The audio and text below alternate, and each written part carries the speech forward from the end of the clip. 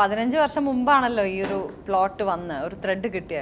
അപ്പൊ എന്തായിരുന്നു ഇതിന്റെ ടൈറ്റിൽ? ഇതിന്റെ അന്നത്തെ ടൈറ്റിൽ ബോംബെ ഡ്രീംസ് എന്നായിരുന്നു. ആണോ? ഓ ശരി. അത് ഇടയ്ക്ക് വന്നായിരുന്നു അല്ലെ, നമ്മുടെ ഡിസ്കഷനിൽ ബോംബെ ഡ്രീംസ് വന്നായിരുന്നു. അപ്പൊ അനുപടം പറഞ്ഞു ഇല്ല, ആംഗ്രി ബേർഡ്സ് മാറ്റിയിട്ട് വേറെ തന്നെ ഒരു ടൈറ്റിൽ ഇട്ട് കഴിഞ്ഞാൽ ആൾക്കാർക്ക് ഇതിനെയാണ് ഫിലിം റിലേറ്റ് ചെയ്യാൻ പറ്റില്ല എന്നൊക്കെ. അതെനിക്ക് ഓർമ്മയുണ്ട്. സമാധാനം. ബോംബെ ഡ്രീംസ് എന്നുള്ള പേര് പിന്നെ കുറച്ച് കഴിഞ്ഞപ്പോൾ അത് മുംബൈ ഡ്രീംസ് എന്ന് പറയണം എന്ന് പറഞ്ഞപ്പോഴേക്കും അതിൻ്റെ ഒരു ഭംഗി പോയി. പിന്നെ നമുക്ക് എല്ലാ കാലത്തും ഇപ്പം ബോംബെ എന്ന് കേൾക്കുമ്പോൾ നമ്മൾ പെട്ടെന്ന് മനസ്സിൽ വരുന്നത് ബോംബെ എന്നുള്ള സിനിമ തന്നെയാണ്, മണിരത്നം സിനിമ. ആ ബോംബെ അതിനേക്കാൾ നന്നായിട്ട് വിഷ്വലൈസ് ചെയ്തൊരു സിനിമയുണ്ടോ എന്ന് സംശയമാണ്. അപ്പോൾ സജിയുടെ ഏറ്റവും വലിയ പാഷനേറ്റ് ആയിട്ട് സജി ലുക്ക് ഫോർവേഡ് ചെയ്യുന്ന 2 ഫിലിം മേക്കേഴ്സാണ്, ഒന്ന് മണിരത്നവും പ്രിയൻ സാർ. രണ്ടുപേരും ബോംബെ ബ്യൂട്ടിഫുൾ ആയിട്ട് ഷൂട്ട് ചെയ്തതാണ്. പ്രിയൻ സാറിൻ്റെ കണ്ടു ഞാൻ എന്നുള്ള ആ പാട്ട്, അഭിമന്യു, ആര്യൻ. അപ്പോൾ ആ 2 സിനിമകളും നമുക്ക് ഒരു ബാക്ക് ഹിസ്റ്ററി ആയിട്ടുണ്ട്. അതുപോലെ തന്നെ ഈ സിനിമയുമായിട്ട് ഒരു പിന്നെ ഇവിടുന്ന് പോയി അവിടെ സെറ്റിലാവുന്ന ഒരു മലയാള സിനിമ മുന്നേ ഉണ്ടായിട്ടുണ്ട്, ശുഭയാത്ര, ജയറാമേട്ടനും പാർവതി, ആ സിനിമ. അപ്പോൾ അത്തരം സിനിമകൾ ഇവിടെ മലയാളിക്ക് ഭയങ്കര ഗൃഹാതുരമാണ് ബോംബെ എന്നുള്ള ഓർമ്മ. നമുക്ക് ആ ചോൾ ഷൂട്ട് ചെയ്യാൻ നമ്മൾ പോയ ആ ദിവസം ശരിക്കും അത് ഒരു പ്രിയദർശൻ സിനിമയുടെ, അതെ, നമ്മളൊക്കെ പണ്ട് മൂവികളിലൂടെ കണ്ടിട്ടുള്ള ഒരു സ്ട്രീറ്റും അതുപോലെ തന്നെ അവിടുത്തെ ആൾക്കാരും പല നീ അവിടെ ബാത്റൂം അന്വേഷണം. അയ്യോ ശരിക്കും ഈ ലൈനിലായിട്ട് താമസിക്കുന്നതും 3 അസിസ്റ്റന്റുമാരെ കൊണ്ട് 3 മണിക്കൂർ വൃത്തിയാക്കിയിട്ടാണ്. പിന്നെ ഞാൻ ഓരോരുത്തരെ വിടും, ഇനി ഒന്ന് പോയി നോക്കൂ. അതെ, 3 പിന്നെ എന്താണ് അനലിസ്റ്റുകൾ, ബാത്റൂം അനലിസ്റ്റുകൾ. അതെ, ഫുൾ മാർക്കറ്റ് ആയിട്ട് ഞാൻ പോവുള്ളായിരുന്നു. പക്ഷെ രസമായിരുന്നു അല്ലേ ശരിക്കും ആ മൂവിയിൽ കാണുന്ന പോലെ തന്നെ. ഒരു വീട്, ഒരു മുറി ഒരു വീട്, അങ്ങനെ അതിൽ എത്ര ഇതായിട്ടാണ് അവർ താമസിക്കുന്നത് എന്നുള്ളത് നമുക്ക് ചിന്തിക്കാൻ പറ്റാത്ത. ഇപ്പം ഞാൻ കുട്ടിക്കാലത്ത് ഞാൻ കോഴിക്കോട് താമസിച്ചിരുന്ന അമ്മമ്മ താമസിച്ചിരുന്ന സ്ഥലം ലൈൻ വീട് എന്ന് പറയുന്ന വീട്ടിലായിരുന്നു. അപ്പം അന്ന് ഇത്രയും പേര് അതിനുള്ളിൽ ഒരു കുഴപ്പമില്ലാതെ താമസിച്ചിട്ടുണ്ട്. ഇന്ന് നമ്മളത് പോയി നോക്കുമ്പം എൻ്റെ ഈ തടിയൊക്കെ കൊണ്ടായിരിക്കും ഇരിക്കുന്നത് കയറാൻ തന്നെ കുഞ്ഞു മുറികളും. നമ്മൾ ആ കുഞ്ഞു മുറികളിൽ നിന്നും വലിയ മുറികളിലേക്ക് മാറിയപ്പോൾ രസമാണ് കാണാൻ, ഭംഗിയാണ്. പിന്നെ ബോംബെയിലെ ഒരു വലിയ ഒരു നിനക്ക് എന്നെ ഞെട്ടിച്ച ഒരു ഏരിയ, അല്ലെങ്കിൽ എനിക്ക് അകത്ത് ഞെട്ടി പക്ഷെ എനിക്ക് ചെയ്യാതിരിക്കാൻ പറ്റില്ല എന്നൊരവസ്ഥ വന്ന ഒരിതാണ്, നീ ഇംപ്രോംപ്റ്റു ഒരു ഡയലോഗ് പറഞ്ഞിട്ട് ഷാറൂഖ് ഖാന്റെ വീട്ടിലേക്ക്. ഞാനത് ഡയലോഗ് പറഞ്ഞു എന്നുള്ളത് സത്യം, പക്ഷെ എനിക്ക് അറിയണ്ടായിരുന്നില്ല കൊണ്ടുപോകുന്നു. ഞാൻ വെറുതെ ഓക്കെ നമുക്ക് പോയിട്ട് കാണാം, ഓക്കെ വന്നിട്ട് കൈ പിടിച്ചോടനെ അയ്യോ ശരിക്കും ഞാൻ എന്ത് ചെയ്യണം, എനിക്കൊന്നും ചെയ്യാൻ പറ്റില്ലായിരുന്നു. നീ നമുക്ക് കാണാം. ഞാൻ വിചാരിച്ചു അനുപേട്ടൻ ഇമ്മീഡിയറ്റ് ആയിട്ട് വേറെ എന്തെങ്കിലും ഒരു കൗണ്ടർ, ഓക്കെ നമുക്കത് പിന്നെ കാണാം എന്നൊക്കെ പറയുമെന്ന്. ഓക്കെ കാണോ വാങ്ങാൻ കൊണ്ടുപോയപ്പോ അയ്യോ. പക്ഷെ അതുകൊണ്ട് നമുക്ക് അങ്ങനെ ഒരു സീൻ കിട്ടി. സീരിയസ്ലി ഇനി കാലങ്ങൾക്ക് ശേഷം എപ്പോഴെങ്കിലും ഏതെങ്കിലും ഒരു അവാർഡിനോ അല്ലെങ്കിൽ ചിലപ്പോൾ ഏതെങ്കിലും സിനിമയിലോ ഒക്കെ ഷാറൂഖ് ഖാനെ കാണുമെങ്കിൽ ഞങ്ങൾ വണ്ടി ഇടിച്ച് കയറിയിട്ടുണ്ട് മക്കളെ. അതില് സെക്യൂരിറ്റി ഗാർഡ്സ് പിടിച്ച് തള്ളുമ്പോ നമ്മൾ പറയുന്നുണ്ട് മമ്മൂട്ടി और മോഹൻലാൽ के സംസ്ഥാൻ से आता हूं. സെക്യൂരിറ്റി ഗാർഡ് വേറെ ഫോർ എ സർപ്രൈസ് അല്ലേ. കാരണം എനിക്കാണ് ഷാറൂഖ് റിമി ടോമി എടുത്ത് പൊക്കി നടുവൊടിഞ്ഞ് കിടക്കുന്ന സമയത്താണ് നമ്മളവിടെ ആരും കേറ്റുന്നുണ്ടായിരുന്നല്ലോ. അയാൾ ബ്രീച്ച് കാൻഡിയിലോ മറ്റോ ആയിരുന്നു. നമ്മളൊരിക്കൽ ഏതോ ഒരു ദിവസം ഷൂട്ട് കഴിഞ്ഞ് രാത്രി വരുമ്പോ ഹോസ്പിറ്റലിൽ ക്രൗഡ്, അത് ഏതോ ഒരു ഷൂട്ടിന്റെ വെളിയിലുള്ള ക്രൗഡ്. ചെന്നൈ എക്സ്പ്രസിന്റെ ഷൂട്ടിന്റെ ഇടയിൽ എന്തോ ചെറിയൊരു നമ്മളിവിടെ മാറ്റിയപ്പോ ചെന്നൈ എക്സ്പ്രസിലെ പ്രശ്നം മാറ്റി റിമി ടോമിയുടെ തലക്കിട്ടു. ഓക്കെ, സോ നേരത്തെ വായിച്ച ത്രെഡില് ഒരു എൽഡർലി കപ്പിളാണ് ഡിവോഴ്സ് ചെയ്യാൻ പോകുന്നത് അല്ലേ. അപ്പൊ അത് തിരിച്ചിപ്പോ നേരത്തെ അനുവേട്ടൻ പറഞ്ഞല്ലോ, ലൈക്ക് ഒരു യങ് ഏജിലേക്ക് കൊണ്ടുവന്ന് 25 and 30 ഒക്കെ ആക്കി. സോ ഇപ്പോ അതെങ്ങനെയാണ്, ലൈക്ക് ഒരു ഇത്രയും യങ് ആയിട്ടുള്ള ഒരു കപ്പിൾസ് ഇങ്ങനെ ഒരു ഡിവോഴ്സ് ചെയ്യാൻ തീരുമാനിച്ചിട്ട് പിന്നെ അവർ പിന്നെയും റീജോയിൻ ആവുമെന്ന് തോന്നുന്നുണ്ടോ?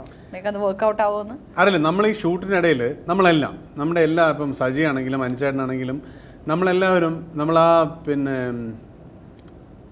ബാൻഡ് സ്റ്റാൻഡിൽ ഷൂട്ട് ചെയ്യുന്ന സമയത്ത് അവിടെ പെർമിഷൻ എന്തോ കിട്ടാത്ത നമ്മളെല്ലാം ഒരുമിച്ചിരുന്ന സമയത്ത് ഈ ഒരു ഡിസ്കഷൻ വന്നതാണ്. ഡെയിലി ഡിസ്കഷൻസ് വരാറുണ്ട് ഈ കാര്യത്തെക്കുറിച്ച്. അപ്പം ഡിവോഴ്സുകൾ കൂടുന്നു എന്നുള്ളതല്ല, സ്ത്രീ കുറച്ചുകൂടി ഇൻഡിപെൻഡൻ്റ് ചിന്തിക്കാൻ തുടങ്ങിയിരിക്കുന്നു. പണ്ടൊക്കെ ഡിവോഴ്സ് ചെയ്യാൻ ആഗ്രഹമുള്ള അമ്മമാരുണ്ടായിരുന്നു, പക്ഷെ ഉണ്ടാവണം. ഇന്ന് ഇപ്പം വെറുതെ ആൾക്കാർ പറയാറുണ്ട് ഇങ്ങനെ ഒരു സ്നാപ്പ് ഓഫ് ദ ഫിംഗറിൽ ഡിവോഴ്സ് വരുന്നതാണ്. പക്ഷെ അങ്ങനെ ഡിവോഴ്സ് വരുന്നുണ്ടെങ്കിൽ എനിക്ക് തോന്നുന്നു അതിന് തക്കതായ കാരണങ്ങൾ തന്നെ ഉണ്ടാവണം. കാരണം ഒരുമിച്ച് ജീവിക്കുന്ന ആൾക്കാർക്ക് അത് അറിയാൻ കഴിയുന്നുള്ളൂ. നമ്മൾ ഇപ്പം നിനക്ക് തന്നെ ഇപ്പോൾ ഒരു കല്യാണം കഴിക്കുന്നത് ഈ റിയാക്ഷൻ തന്നെയാണ് ഞാൻ പറഞ്ഞത്. കല്യാണം കഴിക്കുന്നതിന് മുന്നേ എത്ര ആപ്രിഹെൻഷൻസ് ഉണ്ട്.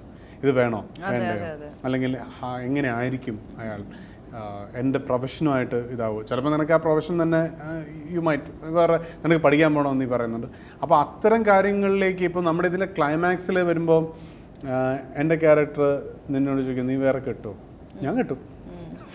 പക്ഷേ കുറച്ചുകൂടി ആയിട്ടുള്ള കുറച്ചുകൂടി മെച്യൂർ ആയിട്ടുള്ള ഒരു ഞാനായിരിക്കും ഞാൻ. ആ ഒരു സ്പേസ് പരസ്പരം കൊടുക്കാൻ പറ്റുക. ഇപ്പോൾ 60-year-old കപ്പിളിൻ്റെ കഥ നമുക്കിപ്പോൾ പറയേണ്ട ആവശ്യമില്ല. ഇപ്പോൾ ഇതൊരു പ്രീച്ചി ആയിട്ടുള്ള ഫിലിമല്ല. ഒരിടത്തും ഇത് പ്രീച്ച് ചെയ്യുന്നില്ല. നിങ്ങൾ ഇങ്ങനെ ജീവിച്ചാൽ നമുക്ക് ഒരു ഇറ്റ്സ് എ ഫൺ ഫിലിം. ഇതൊരു 100% എന്റർടൈനർ ആയി. അതുകൊണ്ടാണ് എനിക്ക് തോന്നുന്നത് ഈ message was given across, convey. അല്ലെങ്കിൽ ഇത് ആദ്യം മുതലേ നിങ്ങൾ ടേക്കൺ ഫോർ ഗ്രാൻഡഡ് ആണ് കാണുന്നത്, അതുകൊണ്ട് ഇങ്ങനെ ചെയ്യൂ, ഭാര്യയെ ഇങ്ങനെ വൈകുന്നേരങ്ങളിൽ ഡിന്നറിന് കൊണ്ടുപോകും, ക്യാൻഡിൽ ലൈറ്റ് പരിപാടികൾ വേണം, ഇതൊന്നും അല്ല പറയുന്നത്. വളരെ മണ്ടൈൻ ആയിട്ടുള്ള ഇൻസ്റ്റൻസുകളിൽ നിന്നാണ് ഇതുണ്ടായിട്ടുള്ളത്. അപ്പം ഇത്തരം ഒരു സബ്ജക്റ്റിനെ നമ്മുടെ ഇന്നത്തെ കോണ്ടംപററി റെലവൻസിലേക്ക് കൊണ്ടുവന്നാൽ അറ്റ് ദ സെയിം ടൈം നിനക്കൊക്കെയുള്ള ക്വസ്റ്റ്യൻസ്, ഏതൊരു വിവാഹം കഴിക്കാൻ പോകുന്ന കുട്ടിക്കുള്ള കുറെ ക്വസ്റ്റ്യൻസ് ആൻസർ ചെയ്യുകയോട് ചെയ്യുന്നുണ്ട് ഈ സിനിമ പല ലെവൽസിൽ. ഇവർ തന്നെ റിയലൈസ് ചെയ്യുന്നുണ്ടല്ലോ ക്ലൈമാക്സിൽ അങ്ങോട്ടും ഇങ്ങോട്ടും സംസാരിക്കുമ്പോൾ ഞാനും ശ്രദ്ധിച്ചില്ല, അല്ലെങ്കിൽ ഞാൻ കുറച്ചും കൂടി കെയർ ചെയ്യണമായിരുന്നു, ഈ ഒരു ഈഗോ മുൻപേ അറിഞ്ഞിരുന്നെങ്കിൽ ഞാൻ അതിങ്ങനെ തട്ടാതെ കൊണ്ട് നടന്നേനെ. എനിക്ക് ഫേവറേറ്റ് ആയിട്ടുള്ള ഒരു കാര്യമാണ് നീ പറഞ്ഞ ഒരു ലാസ്റ്റ് തിരിഞ്ഞ് നടക്കുമ്പോൾ പറയുന്ന, ഞാൻ ഭയങ്കരമായിട്ട് മിസ് ചെയ്യും ജീവൻ നമ്മുടെ ആനമുട്ട പോലെയുള്ള ഈഗോസ്. സോ ഈ ഒരു ഈഗോയുടെ അല്ലെങ്കിൽ ഈ ഒരു എക്ഷലിന്റെ മേലെ കയറി ഇരുന്നിട്ടാണ് രണ്ടുപേരും ഫൈറ്റ് ചെയ്യുന്നത്. You can come down, you can communicate. പക്ഷെ ഞാനിപ്പോൾ അടുത്തൊരു ഇതിൽ വായിച്ചത് ഒരു ഏർലി 20s 25-ന് മേലെയുള്ള അതായത് താഴെയുള്ള ആൾക്കാരാണ് കൂടുതലായിട്ടും ഡിവോഴ്സ് റേറ്റ് അവർ സർവേ എടുത്തപ്പോൾ അങ്ങനെയാണ് തോന്നിയത്. അപ്പോൾ എനിക്ക് തോന്നുന്നു അത് കറക്റ്റ് ആയിരിക്കും. മേ ബി ഒരു 19 to 25, 26 ഒക്കെ വരെ കുറച്ചൊരു രണ്ടുപേരുടെ കയ്യിലും കുറച്ചൊരു കുട്ടിത്തം അല്ലെങ്കിൽ ഒരു ഇമ്മച്യൂരിറ്റി ഉണ്ടാവുമല്ലോ. അത് കഴിഞ്ഞിട്ടാകുമ്പോൾ ഒരു എനിക്ക് തോന്നുന്നു രണ്ടുപേരും റെസ്പെക്ട് ചെയ്യായിരിക്കും അങ്ങോട്ടും ഇങ്ങോട്ടും. ഓക്കെ, ഇവിടെ ഒരു ഇൻഡിവിജ്വലാണ്, ഞാനൊരു രണ്ട് സ്ഥലത്തു നിന്നാണ് വരുന്നത്, അതിൻ്റെ റിയലൈസേഷൻ ആയിരിക്കും. So may be I think after 25 ഉള്ള ആൾക്കാർക്ക് കുഴപ്പമുണ്ടാവില്ല. അത് മാത്രമാണ് എൻ്റെ പ്രതീക്ഷ. ആ പ്രതീക്ഷയിലാണ് ഞാൻ അടുത്ത വർഷം വിവാഹത്തിലേക്ക് പോകുന്നത്. ഈ നമ്മുടെ തന്നെ ക്യാരക്ടേഴ്സ് നോക്കുമ്പോൾ നമ്മുടെ രണ്ടുപേരും നമ്മൾ ചെയ്ത സിനിമകൾ നോക്കുമ്പോൾ ട്രിവാൻഡ്രം ലോഡ്ജ് വാസ് ലൈക്ക് ഒരു അൺഫുൾഫിൽഡ് മാരിറ്റൽ അഫെയർ ആയിരുന്നു.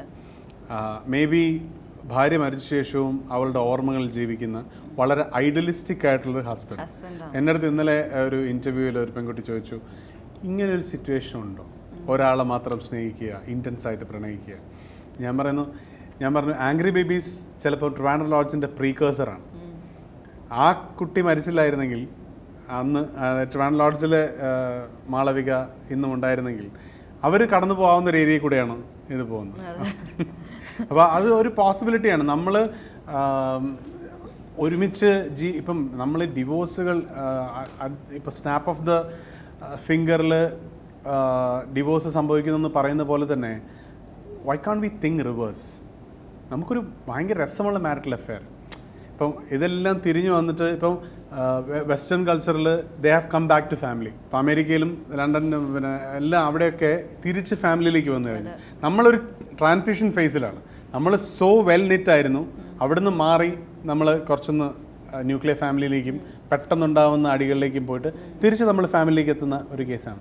സോ ആംഗ്രി ബേബീസ് എനിക്ക് തോന്നുന്നു പറയുന്ന ഏറ്റവും വലിയ ഒരു കാര്യം, apart from the fun part of it, അതിനെ ഒരു പിന്നെ ഇന്നലെ മാർട്ടിൻ ട്രക്കാട്ട് പടം കണ്ടിട്ട് എന്നെ വിളിച്ചിട്ട് പറഞ്ഞത് 95% ആ സിനിമ ചിരിയാണ്, ബാക്കി 5% ആണ് ആ സിനിമ സീരിയസ് ആവുന്നത്. ആ സീരിയസ് ആവുന്ന പിന്നെ പോർഷനെങ്കിലും ഞാൻ വിചാരിച്ചു you will be completely serious. അപ്പതായിരുന്നു ഭാമനയുടെ ഡയലോഗ്, ഞാൻ കെട്ടും. അവിടെ വീണ്ടും ചെയ്തിട്ടാണ്. പക്ക സീരിയസ് അങ്ങനെ ഇല്ല. ഈവൻ എന്റെ അടുത്ത് ലളിതാന്റി വിളിച്ചപ്പോൾ അങ്ങനെ പറഞ്ഞു. ലളിതാന്റി പറഞ്ഞു ഞാൻ ഇങ്ങനെ ഒരു ഒരു 90% ഫിലിംസും ഫസ്റ്റ് ഹാഫ് ഭയങ്കര കോമഡി ആയിരിക്കും, പിന്നെ ടുവേർഡ്സ് എൻ്റെ വരുമ്പോൾ ഭയങ്കര സീരിയസ് ആയിരിക്കും. പക്ഷെ ഇതിലെനിക്ക് ഒരു മൂവിയിൽ എൻ്റെ ഫേസ് നിന്ന് ചിരി മാഞ്ഞിട്ടില്ല. ഞാൻ വേറൊരു സീനിൻ്റെ ചിരിച്ചിട്ട് തന്നെയായിരിക്കും വേറെ സീൻ കാണുക, അത് പോകുമ്പോഴത്തേക്ക് അടുത്ത ചിരി വന്നു എനിക്കെന്ന്.